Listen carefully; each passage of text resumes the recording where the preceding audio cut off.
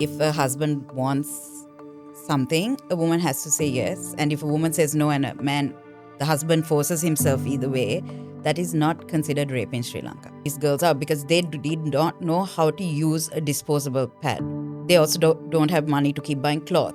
If you had to change one thing about Sri Lanka or the society tomorrow, which is again a hard question because it's one thing, what would you do? People are very held back by this old mindset that no longer serves anyone. There are more women in this decision-making space. Today's guest is Malsha Kumaranatunge, the founder of Free to Flow. She is currently empowering women and children and fighting towards a cause of period poverty. Hello, Malsha. Thank you so much for having me. Okay, who is Malsha Kumaranatunge and what made you dedicate your life towards advocating for women and girls? I think since a young age, I have always been very outspoken when it comes to conversations or interests of women. I call myself a feminist. I think from birth, it's the way we were brought up. I think it's just something I've always wanted to work for. So I think I was in politics.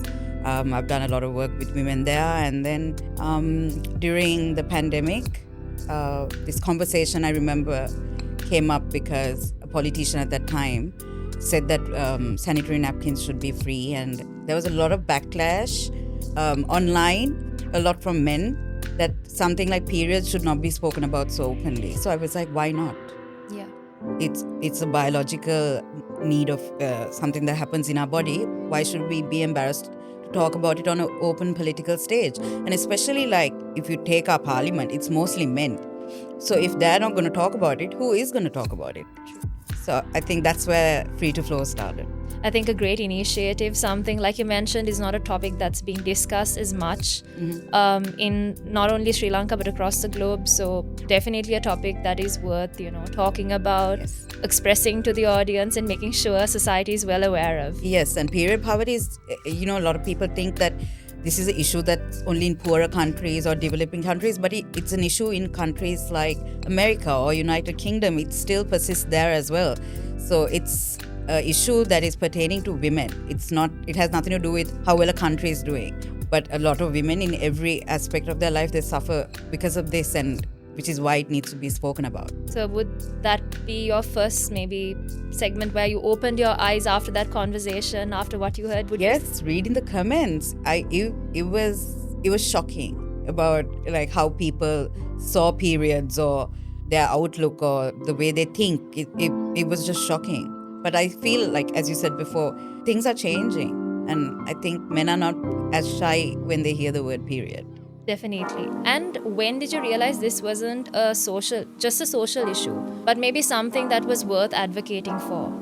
I think issues that concern women, period poverty is one of them, and there's so many other issues. So the important thing is that we push people to talk about it openly, and that way it's through education that you can drive change, and that's how it happens, through conversation.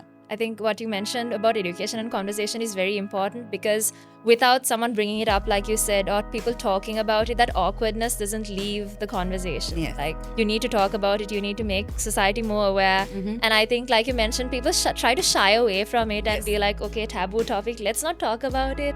Whatever happens will happen.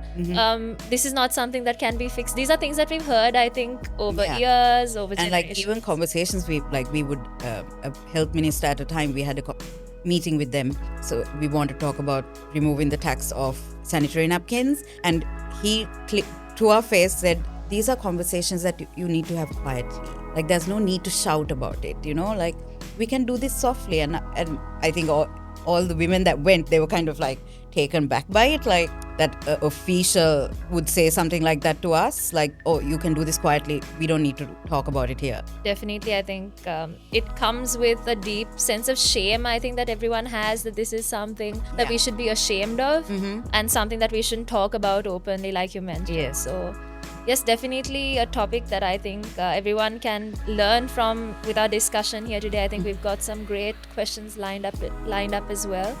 So yes, looking forward to maybe removing the taboo of this topic today. Yes. Okay, what would you say are some of the major challenges that women in Sri Lanka currently face in society? I think the most important thing is when women ask for equality, the conversation immediately shifts to people saying, "Oh, now women are saying they can do exactly what men are doing." That's what we're asking for. But that is not what feminism or what equality means. We're not saying I can go and beat up a 200-pound man. That's not what I'm saying. Yes. But we're asking for cerebral opportunity and equality. It's where I'm saying, okay, as a father of 3 children, if you're going and applying for a job, they're not asking him, but can you really do this job with 3 children? But that's not the same way a woman is treated. But they're like, you can't do this. You're a mother. You have 3 children at home. So you can't do this job, so we can't hire you. So that is not what we're asking. We're asking, like, if I'm being judged, I need to be judged by the same set of rules that a man is in the same position is going to be judged in. Definitely. I think, like, for example, in boardrooms or somewhere where we go and speak, Mm-hmm. women should be given an equal bearing of what they're saying, equal seriousness, saying that, okay, she what she's saying is also, kind of true, or like whether The same respect, basically. exactly the same respect, Mhm. and maybe being a little bit more open to that women can also do certain things. Like you mentioned, it's not about doing certain physical tasks or doing certain things that men can do and it's something that men will do, but also ensuring that when women come forward, they have that equal opportunity and they have that respect that they also can do it. Yeah, like if a woman is talking about a topic and she is very animatedly, like, because she's into whatever she's saying, they'll be like, oh, but she's very emotional. Like, we're emotionally driven. But if a man is very hard-headed, and they'll be like, oh, but he's making his point, right? Yeah, passion. He's passionate, he's a boss, but women are emotional. Yes. Yeah. And when talking about the current, society and the world, social media comes into play. And unlike previous generations, maybe the current generations have a lot of social media at hand and they use it. Do you think social media makes things worse or actually helps women voice out their opinions? Like everything in life, there's good and bad. So which social media, I don't know if you've watched this documentary, it's called The Manosphere. So it takes men down this rabbit hole of they're teaching them, like, this is a man's job, you're a man, you need to do this. This is, women are here, they're below you, you're the man of the house, you need to make the money, women's place is at home.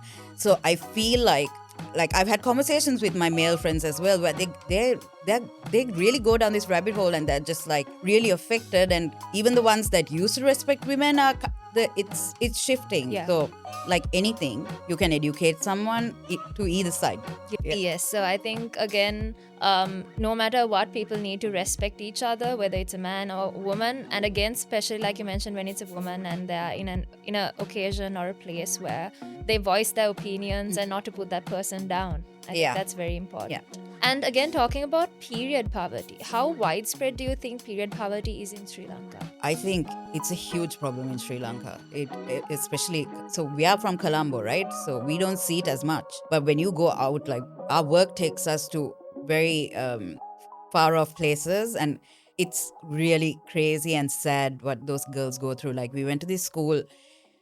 It was in Mayangane. It was in like a very far corner. It was impossible to get to because the roads were so bad.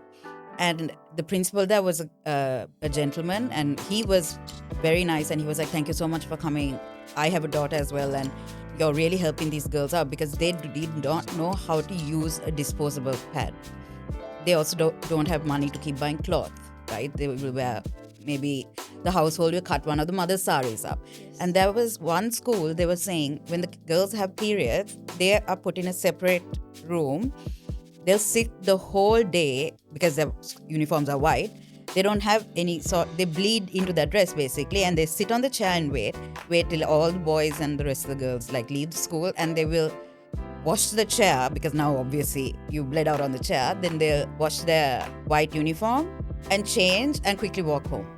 Like, this is it's really sad. This, again, within a country like Sri Lanka, people might not think that. I think people know the story when it comes to the cloth or using makeshift pads, or again, I think pads is what's mainly being used in SL. So again, these are points, or these are areas where Sri Lankans don't talk much, like you mentioned, again, Yeah. being a taboo topic. So these women or these girls have to go through this much trouble, like you mentioned, sitting in an isolated area. I can't imagine what they're mentally going through as well. Yeah, Being because it's cornered. embarrassing, right? It has happened to me in school where I had got my period and it came on my uniform, and it is embarrassing because everyone's like looking, and so imagine having once a month knowing that this is going to happen to you. It's actually very sad. It is very sad, and it's mentally taxing on those girls as well, Mm-hmm. especially when there might not be anyone to advocate for them in those areas, Yeah. if not for. And they just, some of them just don't go to school. If you were to summarize the words period poverty, because not everyone would have heard this word, and again, like you mentioned before, since it's a taboo topic, it's not something that's discussed much. So how would you like to explain period poverty to someone? Period poverty is not just about access to sanitary products. Period poverty also includes hygiene, things like, do they have facilities to change a pad? Do they have a proper place to throw the sanitary napkins? So all this is around like health, respect for women's health. All this is included when you. It's a very broad topic, even though it's quite easy to say period poverty. It has a lot of other issues involved in that topic. Definitely, like you mentioned, toilet facilities, washroom facilities for women to be able to change. It could be clean water. It could be disposable bins. Yeah. Again, these are not things that sometimes rural schools might receive or Yeah, and get. sometimes most of the school have one toilet, and it's a huge school, and it's co-ed, right? So the boys and the girls use the same toilet. So I don't think it's as easy for a young girl to walk into a toilet and maybe need to change their sanitary napkin, but then they're like, oh, I have nowhere to throw it, or there's no easy way to clean up because it's just one toilet. So it puts a young girl in a very difficult position. I think we've heard stories about girls not going to school also. There's a on that huge drop in periods. every month. There's a huge drop in the amount of girls that come to school, and this is something we've been told when we do our research and all that work. The principals are like, a whole bunch of girls will drop out every month because it's just difficult. Since you've been in this space for quite some time, is there something that really surprised you when it came to period poverty or talking about it, or even an instance that really stuck with you? It actually, we went to this one school. The principal was a male, and so we do the whole. We take a doctor with us. He talks to the students and helps educate those young girls. But the principal was like, when we were taking the pads out, he was just like, oh no, I don't think men should be touching this. And he refused to allow any of the male students help us to take the products out because he said men shouldn't be touching these things. And he didn't want to be in the area that the workshop was happening. So I found that really narrow-minded, and it was quite damaging, I feel, because they are educators, right? So if this is what they're putting out there, imagine what the children they're educating are also taking from them. Again, when it comes to males handling, sanitary products, I think not only males, but even us as females, when we go to shops, they kind of wrap it in the brown paper bag. It's like a drug deal going down. Yeah. You're like carrying like a whole brick of something. Yeah. And yeah. like it's all wrapped up and all that. I think obviously when it comes to supermarkets and all, people just go in, buy their things and go out. But again, when it comes to small corner shops, people still do that. Or the person who goes in kind of asks it because of the taboo that comes with it as well. Yeah, I read there was a women's newspaper. I read an article that was written by a woman that says that women should be embarrassed how they're going into shops and waving their pad packets around and, proudly showing it off and taking it out. But the thing is, if a man can go and buy a condom and not be embarrassed, why does a woman need to be embarrassed about buying sanitary napkins? It's a biological need for a woman. It's something biologically that takes place in a woman's body. But I feel like when we say it's not just men, I feel like there are certain women who also feel like, it's mostly the older generation, I feel like they do put this like gahanu idiot in, like that kind of thinking. They try to put it out there, which is quite damaging. When talking about all this, we come to possible misconceptions and things that we've heard about periods. what are some of the misconceptions that you would like to debunk at this moment? Some of the things are the doctor that we work with. What he says is, they say you shouldn't shower when you have your period. But I think the time when you have your periods is when you need to be the most clean. So they say, oh, if you shower, your periods stop. Like you shouldn't be washing your hair. Like I think that's the silliest thing I've heard. And they also say like don't go out after 6 o'clock because Mahasona will come or something. These are actual things that are being said, especially when you go to the more rural areas.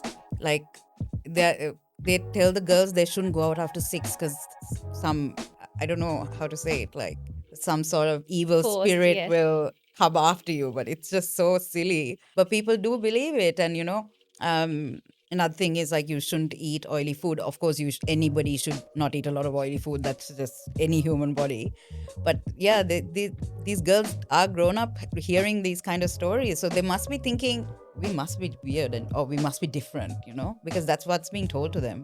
They might be like, why aren't men having these issues, and why are we Exactly. having all these superstitions and Yeah, like everything? because they're being treated like lepers, right? Like they're obviously going to be like something is wrong with us because we're being treated like Yes. yeah. Again, like you mentioned, could be passed down generationally as well. Now, let's say the girls nowadays are mentioned this. And if they don't have that proper education, like you mentioned before, or they don't have access to maybe social media or articles or knowledge about this topic, that passes on again down another generation, which is again dangerous. So I think, like you said, awareness and education is very important, and Having a conversation having is a very conversation is yeah. very important. And if not for people like you and people in the space going forward and talking to these kids, talking to difficult principals or difficult Yeah. teachers, and putting the word out, sometimes these are not conversations that even the parents are ready to have. I feel like I've kind of seen that, like especially when it comes to educating young girls, like this, you're coming of age, it's gonna happen to you. A lot of parents are like, oh my god, no, I cannot have this conversation with them. But what we have seen is in the work we do, the girls we walk into in the classroom is not the same girls that we walk out. Because when we go in and when we say periods, they'll be like, and they're like looking down, they don't want to look us in the eye. But like, the doctor talks to them, and at the end of that 1 hour workshop that we do, the girls are so much more confident, and even their mothers sometimes choose to come and sit there. And then they'll be like, other than the time they had their children, they have never met a gynecologist. And they're sitting down and telling our doctor, I'm having this issue, I'm having that issue. Because they're like, we've never been to a gynecologist. So it's crazy. I think again, when people think about doctors, all they think about is, okay, I'll just go for a sickness. Since you brought the topic And up, gynecologists are mostly men, and they're shy to talk to them. yes. But So that's the field. Like it's very male dominated. Yeah. I think people are a little bit afraid of like going to doctors in general, and they try to go only when they're sick. People try to shy away from routine checkups, and I think to do with reproductive health is a massive area people shy away from. Yeah, because with things like cervical cancer and stuff, if you are having an issue and it's not treated, it could get really bad. It could be life threatening, especially for a woman. I think, and women are not aware of vaccinations and things that are already there to help maybe prevent or curb certain sicknesses. And they don't hear about it because either they don't go to a doctor, they don't do their research, or they are not educated about it. And again, that's dangerous to your health at the end of the day. Because whatever arises in your womb area, it could be life threatening. That's what I don't think women know, that it could get that bad. Do you think that women in Sri Lanka are held to different standards than the men in Sri Lanka? I think anywhere in the world, women are held to different standards than men. We're judged differently, we're treated differently. But this is where when you talk about the word feminism, it makes people very uncomfortable, because they're like, oh no, here you go again. And even women will be like, oh no, I'm not a feminist. But the thing is, you need to realize how important feminism is, because today a woman is allowed to study because of feminism. Women are allowed to drive, women are allowed to vote. When you anywhere in the world, the truth is we live in a male dominated world. The decision makers and the lawmakers are mostly men. So if it wasn't for a movement like feminism, they need to realize how easily our rights could be taken away from us. Now look at the women in Afghanistan. They have absolutely no rights. They are being told they can't study, they can't go anywhere without a male guardian. They have the same rights an animal in that country has, which is absolutely no rights. So if someone asks why feminism is important, this is why, because you have to realize how easily and how fast all the little rights that we have now can be taken away from us. It was a very hard fight to get those rights, but it's such an easy thing to make the rights taken away from us. And again, when talking about misinformation and all that, again, people who twist feminism also come into play and kind of bring it a bad name, I feel like. Yes. So that also provides like a misconception among society, saying that feminism is something where women are asking for everything and anything. Or no, they think feminism is that the women are saying we're better than men. That is not what feminism is. Feminism is asking to be treated socially, politically, economically equal to men. That we're not saying we're better. We're saying we're asking for equality in all these areas in our life. Definitely.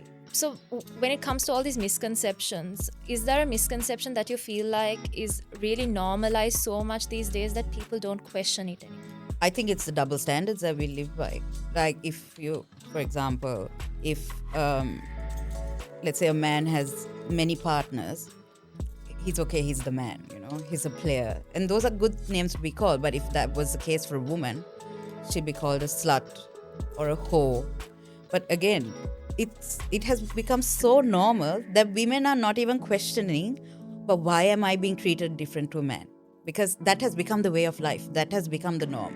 So we have just got used to it. No one's saying, but why am I being treated or talked about differently when I'm doing the same thing a man is doing? Definitely. So again, like when you said double standards, when it comes to the workplace, when it comes to society, when a woman does something, it's emotional. When a man does something, it's passionate. He's driven. Like, sorry, I have a friend who recently is in the club and telling that he doesn't want a girl that goes to a club. He's saying this while he's in the club. But do you see it, how the different standards women are held to? Definitely. Again, like period poverty and all these topics that we talked about before. So when it comes to talking about all these topics, we spoke about social media before as well. So when it comes to period poverty, we spoke about how certain topics and women have come forward saying certain absurd things about period poverty. What do you think about social media and equality, or bringing towards the positive things of feminism to society and making them aware of it? I think there's a lot of, even if you take influencers or content creators, I feel like they're catering more to stand up for women's rights. They're also talking about the abuse women face on social media, and they're really educating like this is not okay. So as much as there is a dark side to social media, I feel like people are speaking up, and a young child watching that will, because they'll be like, no, it's not right what's being done. It's not right the way women are spoken about. So it makes a big difference. So with all this coming about, you would have seen changes because you're in the space. You would have seen changes over the last couple of years. But even with these changes, what do you think should improve? I don't know. Whatever changes that have happened is, I feel like it's very little. It's very minute. Very minute. Like when we saw that young girl who was raped by a very famous monk, when you go to read the comments, and mostly men, it's awful. It's bullying of a victim, a young 15-year-old girl. So are you asking me if I see change? I see a little change, but there is a long way for us to go as society. I think, like you mentioned, the changes are so minute that you see the negatives over the positives. There's so sometimes. much more. Yeah, it's awful the way this young girl was spoken about. It was disgusting, and it really showed the mindset of certain men. It was disgusting. I know the word. Definitely a hard topic to talk about, and people don't talk about it in the right light as well. Yeah. Again, I feel like people who are just not raising their voice are sort of bystanders. No one kind of brings their voice up, they're like, oh, this is wrong. But they kind of, sit aside and they So just, when we talk about men and the issues women have because of men, men will say, oh, but not all men. That's one thing they love to say, not all men. But I agree, it's not all men. But if you're not standing up for an injustice that is happening, you're allowing that injustice to happen. So as a man, you shouldn't say, oh, but that's not my problem, that's a woman's problem, they should speak up. Are you a feminist? Feminists speak up. No, if you are allowing an injustice to happen, you are letting it happen. So you are also at fault. Definitely. I think the bystander effect is really, really, really serious in a country like Sri Lanka. I think it happens globally. I'm not saying it doesn't. But in countries where all these topics are taboo, especially, there's a lot of bystanders that just stand and watch it happen, or they will talk in their small pockets, but they won't raise their voice and say, look, whatever that's happening is wrong. Yeah. And that again takes a toll, because then people are like, oh, like no one is holding us accountable to what we're doing. We can do whatever we want. Yeah, and say whatever we want. Whatever we want. So I think a couple of very important topics that we covered so far. And we're moving on to the next segment as well. Why do you think marital rape is a very difficult topic for people to talk about? Marital rape is not here in Sri Lanka. Basically, if you're married, a woman cannot say no to their husband. If a husband wants something, a woman has to say yes. And if a woman says no and the husband forces himself either way, that is not considered rape in Sri Lanka. Under the MMDA, we have young girls as young as 12 years old that can be married off to men who are 50 years old. So we have laws that allow pedophilia, basically. So you can marry a small child, and that is not considered being a pedophile. You can force yourself on your wife, and that is not considered rape. So these are really important things that need to be changed in our legal system. It is very important, and you see all over the world it's changing now. In India, they're bringing the concept of marital rape in. So I think it's time for Sri Lanka also to match up to those rights that women are asking for. So on the topic of consent, women speak about this. They speak about without my consent. If it's not a yes, it's always a no. But when it comes to marriages, there is a blurred line, like you mentioned. People don't talk about what consent is in a marriage. And how would you like to explain? Basically, marriage is a yes. Is that what our law is? Marriage is a yes. A woman has no right to say no. But consent is a very broad topic again, and I think that's something men need to be educated in, because there's so many aspects and levels to consent now, and what happens is they turn around and say, oh, but I didn't know. Yes. I didn't know. But the thing is, you being not knowing the law doesn't make it right, because strict liability is strict liability. So I think from a young age, boys should be taught this idea of consent, and what is right and what is wrong should be put into them at a very young age. Very important point, I think. People, education, awareness should be given at a very young age, where people are instilled that when they can think, when they put together logics, instead of after a certain age where maybe society or everything has impacted them, and it's really hard to make that change. I think Yes. that switch should happen, or at least the awareness should happen during a young age, where they Because are like... it's easy to put a certain idea or concept into a child's head, but if they've been brought up thinking a certain way, at the age of 25 you can't change the way they think. Definitely. So at a young age, I think it's very important, especially in boys' schools, where this concept of consent is put into their head, because then they grow up knowing the right thing. So what changes would you like to see when it comes to the awareness about these topics in society? First of all, one thing I've always said is I really believe schools should be co-ed. It's when young girls and boys grow up together that they learn what respect is. They've been divided into two different schools. There's a girls' school and there's a boys' school, and from a young age they've been taught that we're different. So when they grow up together, and it's just not young boys and girls, like if you look at it, we separate children by religion. You'll have a Hindu girls' college, you'll have a Buddhist ladies' college. Like, from a young age, we're teaching kids we're different. That's why we are going to different schools. That's why we've been separated from by our sex. So if I feel like our education system changes, that everyone is educated together. Religion is something that can be taught at home. Kids go to Sunday school, they go to church. The parents can teach religion. The school has to educate and build a society that can live peacefully in the future. Definitely. I think education, again, I think that has been something that we've spoken about throughout this entire podcast so far, education and awareness, which brings us back to the point of how important this is. No matter how much we talk about it, how much we kind of try to spread the message, if anyone is not ready to kind of grasp this information and accept it, there is a problem there again. Because again, sometimes people come in with this bias thinking that, okay, no, this is what I've been told. I'll just sit here and listen to this session and just go. Yeah. So again, if you have that wall up again, you have a problem. You have to be open to grasping this as well. To be open to absorbing whatever information that has been given to you.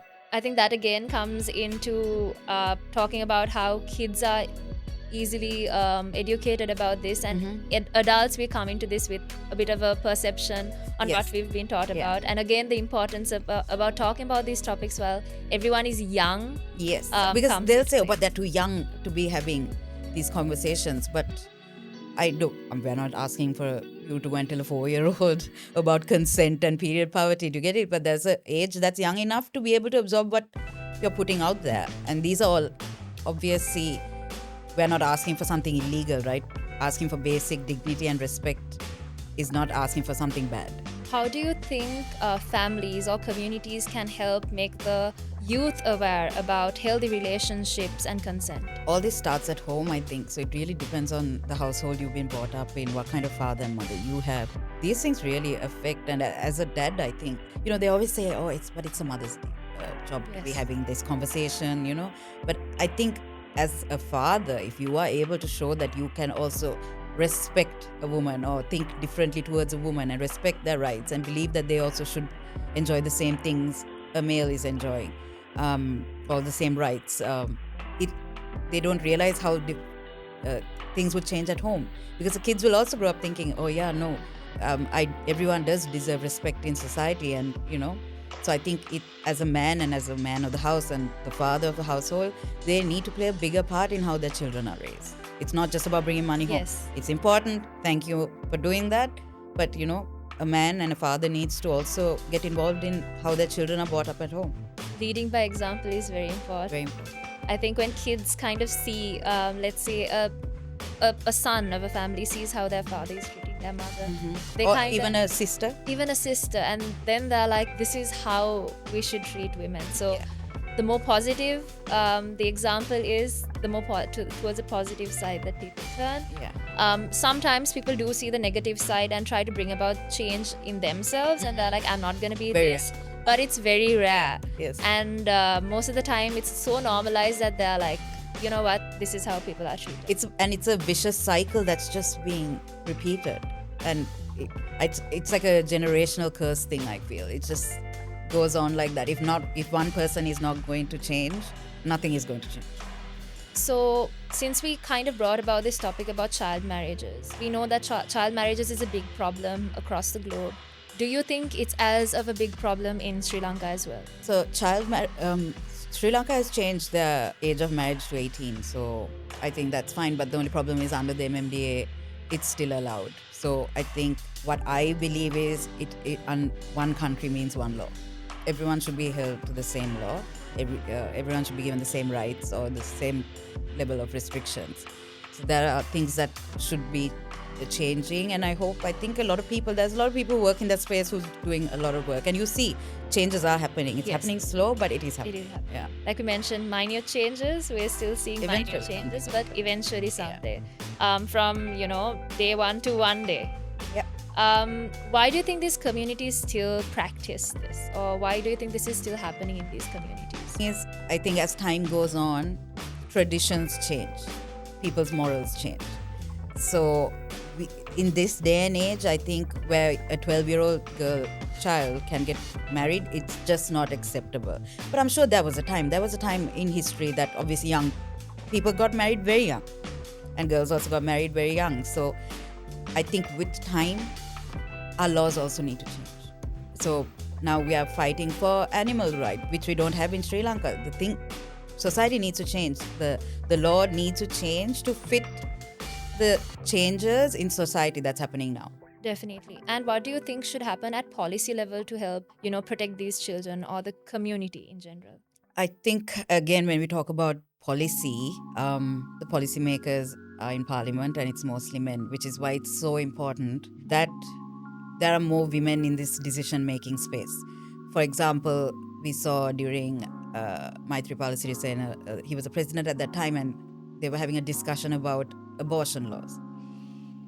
And it was a room full of men discussing the rights of a woman's body when it comes to abortion laws. So basically, if you are raped, if a young girl, a 12-year-old girl is raped and she gets pregnant by her rapist, she can't get rid of that child. Imagine the emotional and psychological part of that young girl who has to give birth at the age of 12 to their rapist child.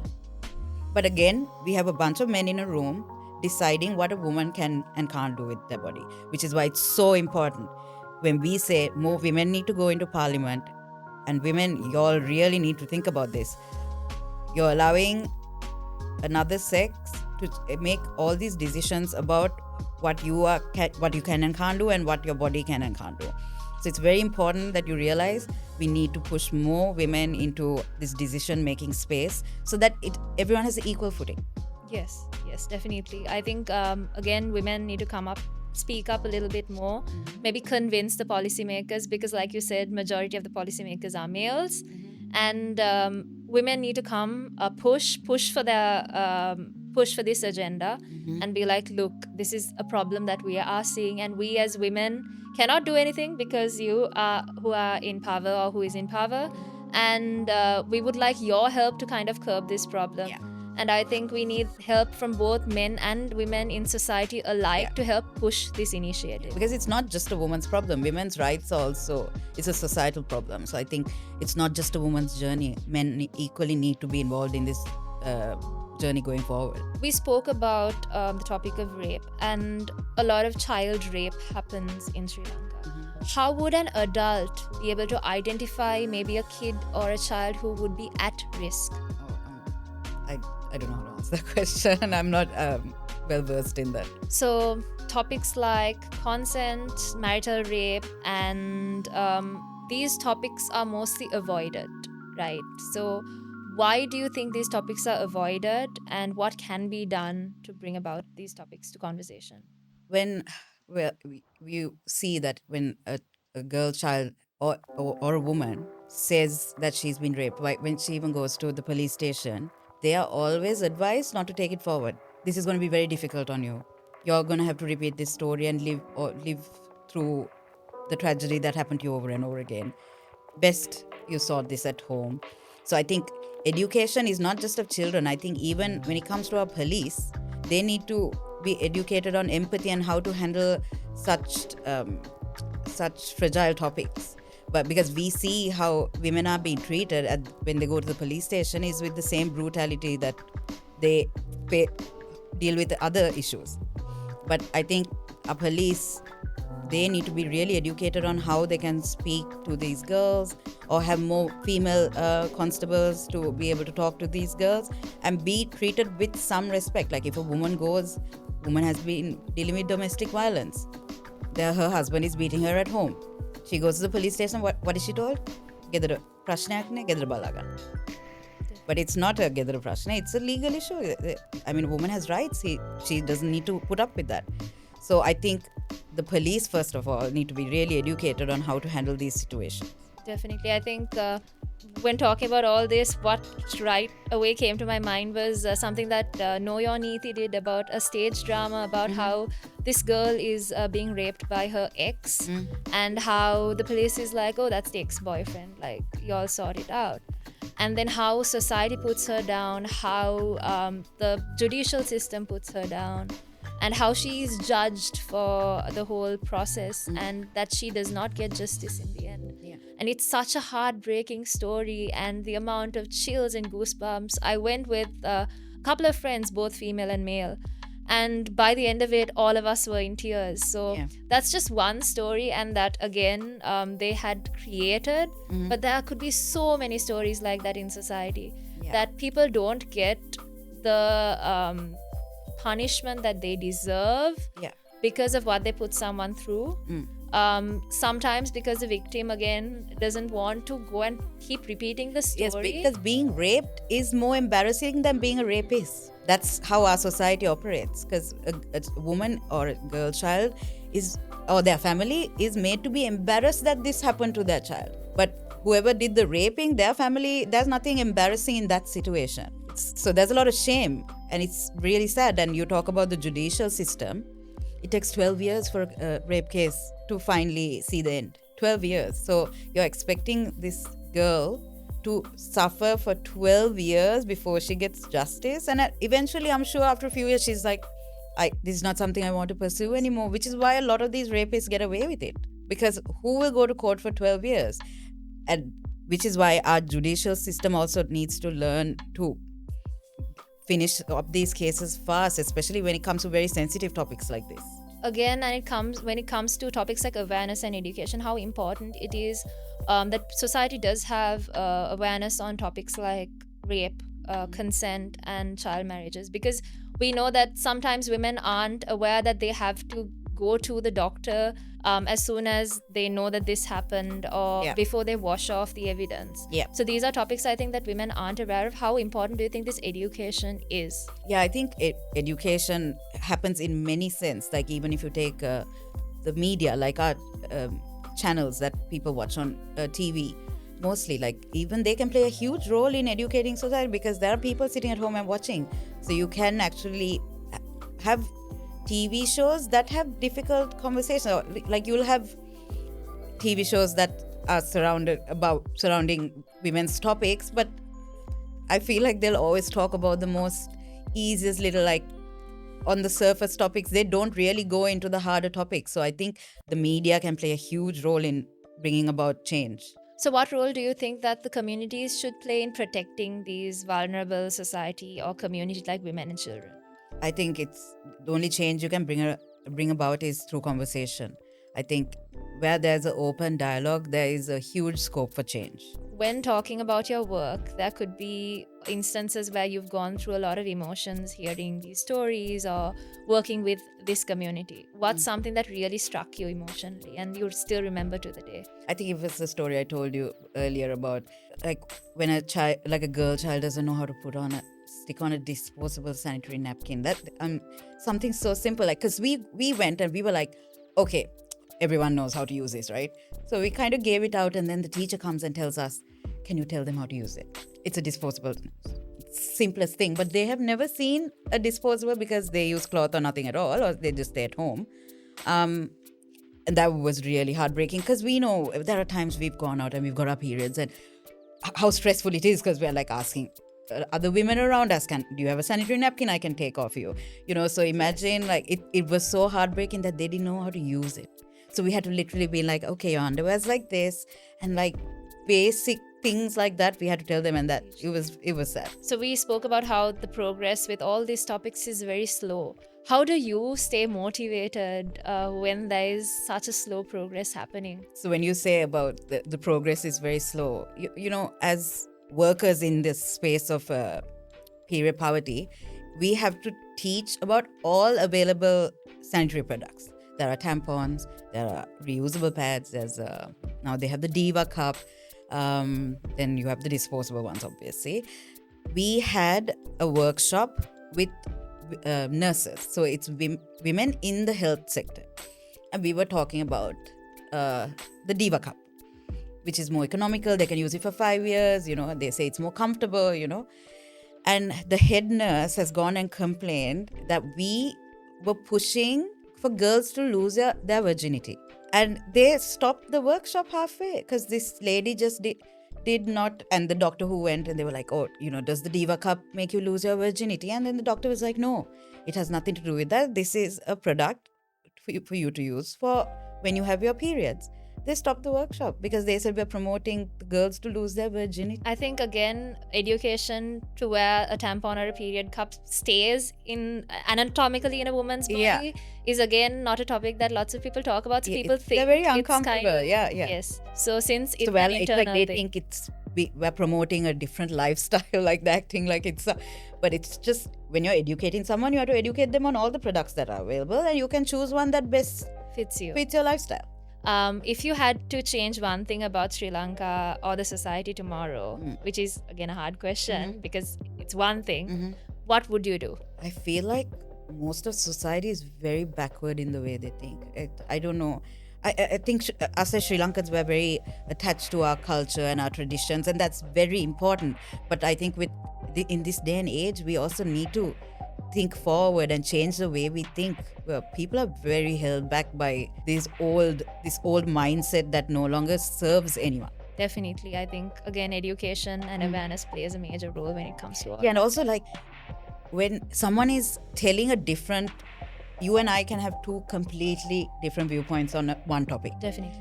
I always see that one person will always get worked up because it's almost insulting that you think you're thinking differently. But I can respect the way you think. You're allowed to have your own opinion, and I respect your opinion, but I don't need to think that same way.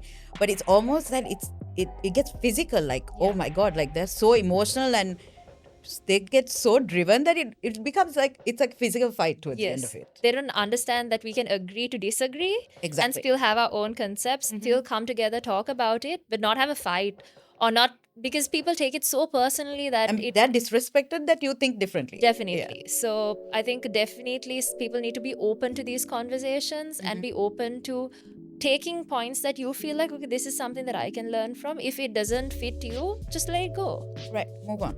Move on. Yeah. So thank you so much for answering these questions with us here today. Thank you so much for having me. And I really had a really good time, honestly. I was a bit nervous when I came, but it was fun. It was fun. It's nice to talk to a strong woman. It's nice to talk to someone who's been inspirational and in the field, trying to get the other girls involved. And it's a long way to go, but it's a long way to there's go. a lot of people working in this space, and you have Arca Initiative, so many people who do amazing work. So little by little, I'm guessing things will, maybe the Gen Zers and the Gen Xers, no, not Gen X, Gen Alphas will see a big change in the little work we do now. Definitely. So thank you so much. Wishing you all the very best to keep this momentum going and make sure that the society embraces these changes, embraces topics like this, and not shy away from it. Let's talk about it. Let's talk about it. Thank you so much. Thank you. So why do you think podcasting matters? You guys open up a lot of conversation that needs to be had. I'm someone who's very new to the podcast space, but I've noticed now, even when I'm just scrolling through TikTok, I watch things. Like, it's just sometimes two people sitting down having a conversation, and it can be very informative. So you guys are doing a lot of good work, and that's really amazing. That's great to hear it from you. I think spreading the message, to have people like you come in and spread the message, to ensure that the society gets the message is also very important. Thank you. It was our pleasure having you here today. I had an amazing time. Thank you so much for having me.